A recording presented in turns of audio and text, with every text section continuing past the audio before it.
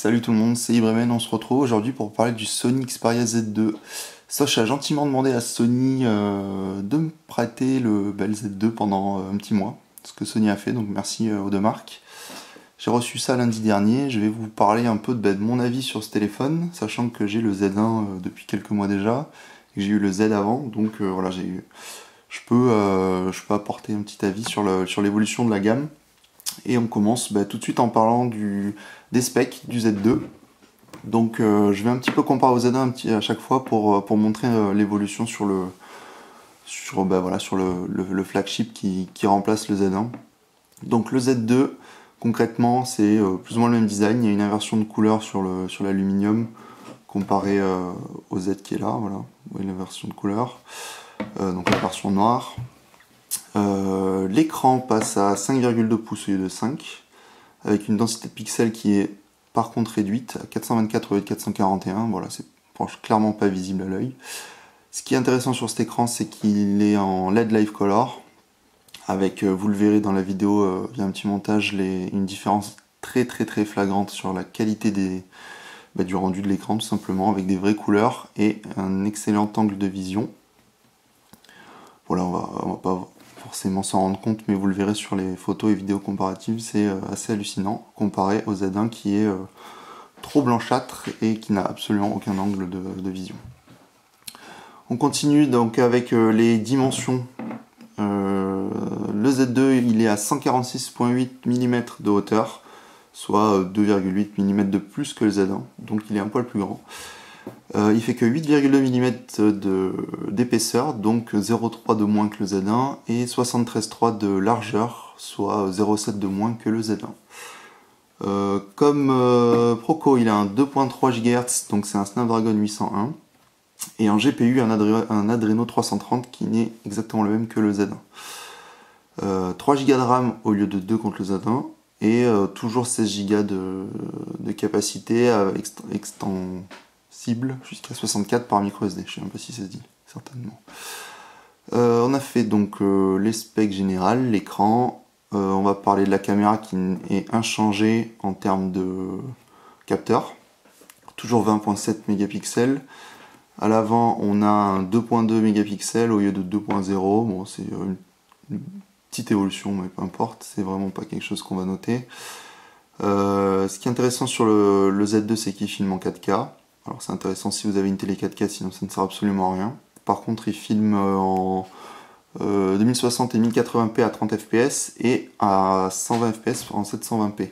Ce qui permet de réaliser des ralentis avec l'application TimeShift qui est intégrée dans l'appareil photo. Et là aussi, je vais vous faire un petit montage pour vous montrer là, un exemple de ralenti en 720p.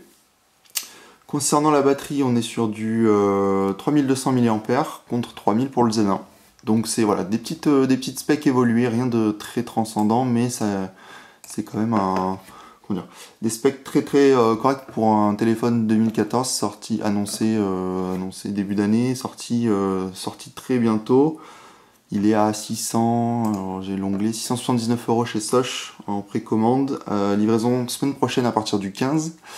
Sachez que vous avez 100 € d'offre de remboursement avec un petit coupon à remplir à envoyer et que vous avez un Smart Band offert pour les X premières précommandes, donc il n'y a pas de. C'est dans la limite des stocks, on ne sait pas combien il en reste. Donc si vous êtes intéressé par le Z2 et que voilà, sortir 679 et se faire rembourser 100 € quelques mois plus tard, ça vous embête pas, vous avez le petit bracelet offert, donc n'hésitez pas.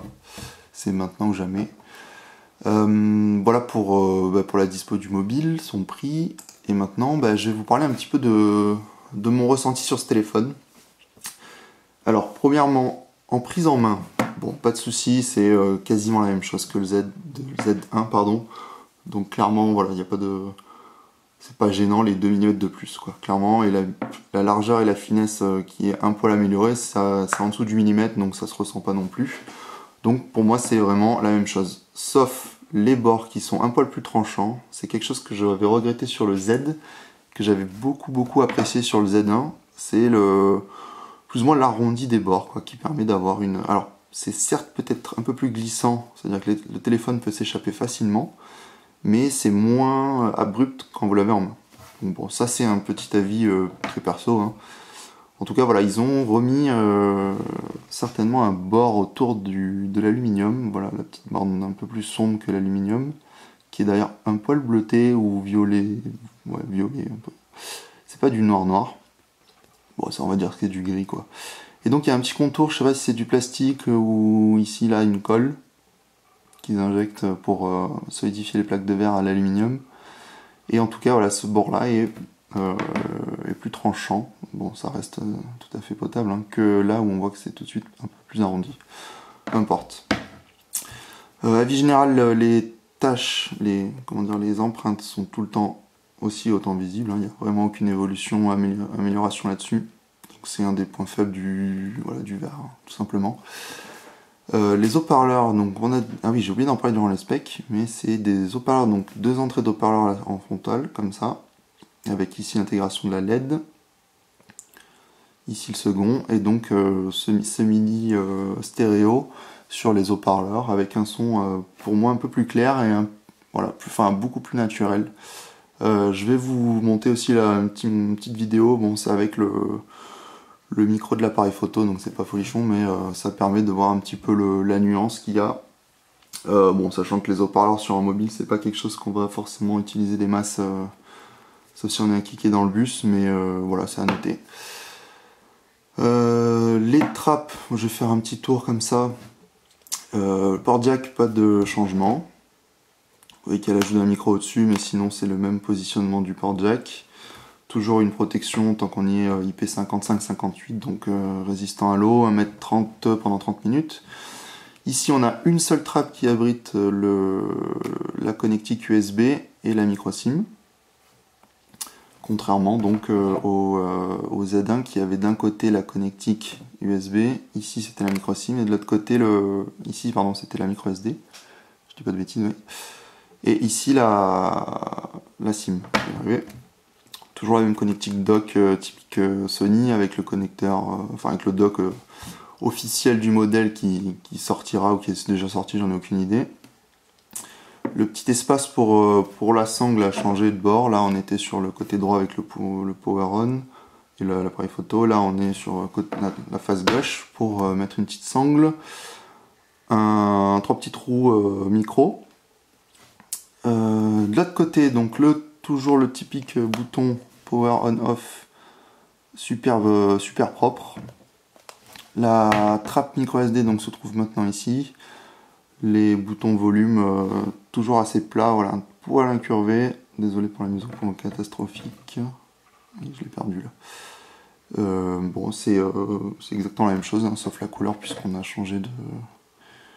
Ils ont inversé les couleurs. Le bouton appareil photo, je le trouve un poil plus, voilà, il est un poil plus grand et un peu plus facile à accrocher. C'est super réactif, hein, j'ai appuyé, voilà, c'est lancé. Pas de souci là-dessus. Donc voilà pour le tour du design, des évolutions des trappes. Alors un petit point à noter, c'est de l'autre côté qu'on l'ouvre. Cette trappe-là, donc celle que j'utilise tous les jours pour recharger le téléphone, ou changer ma SIM avec le Z, c'est quasiment la même chose que le Z1. C'est juste que je sais pas, au début elle était un poil coincée, du coup c'était pas évident à remettre, j'arrivais pas, il fallait batailler un petit peu. Là ça va mieux, je pense que c'est juste le petit bout de plastique qu'il faut qu'il se rode. Bon, je pense qu'il n'y aura pas de problème avec les modèles à terme, hein. Voilà, là c'est assez rapide à mettre, il n'y a pas de souci. Bon, c'était à noter, si vous avez une appréhension au début, que ça s'enfonce pas facilement, n'hésitez pas à un petit peu tirer dessus pour que le plastique devienne un peu plus souple, et après il n'y a aucun souci. On va parler un petit peu des points négatifs que j'ai retrouvés sur ce téléphone. Alors premièrement, il est extrêmement buggé. Alors c'est pas des bugs quand on navigue, etc., ou des lenteurs.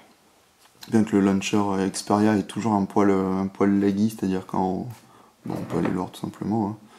Quand on se balade, voilà, c'est pas super fluide quoi. Alors c'est le launcher Xperia, j'ai pas mis d'autres choses, j'ai pas testé, hein, mais c'est comme ça tout le temps, et c'est pas pour ça que les performances sont pourries, c'est juste que je sais pas, c'est mal optimisé niveau logiciel certainement. Par contre, des bugs que j'ai eu, c'est l'écran qui s'active comme si on faisait couler de l'eau sur la paroi, tout simplement, sur l'écran. Pardon.